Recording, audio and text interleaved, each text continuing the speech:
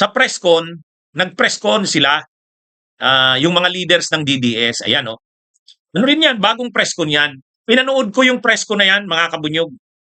Ah, ang ang ano nila, ang sinasabi nila sa presscon, lahat sila ng mga speakers, ang sinasabi nila, mga kabunyog, ano daw, ah, ano ito, dapat daw kasi si Sara Duterte na daw ang manguna sa kanila. Si Sara Duterte na daw ang manguna sa kanila. Kasi ano yan eh, um, wala daw nangyayari. Mga kabunyog, walang nangyayari. Nakailang panawagan na sila, kumbaga yung ano hindi epektibo. Kaya ang sabi nitong mga leaders ng DDS, magiging epektibo lang ang panawagan nila ng people power kung si Sara mismo ang manawagan. Kaya ang panawagan daw nila kay Sara Duterte, i-assume na ang pamumuno. Siya na mismo ang manawagan sa mga tao.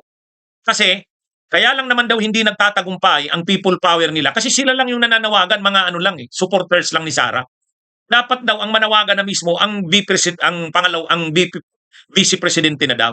Kaya actually may halo na silang hinanakit kay Sara, yung mga tagapagsalita doon, sabi nila dapat kasi daw pamunuan na ni Sara yung grupo nila.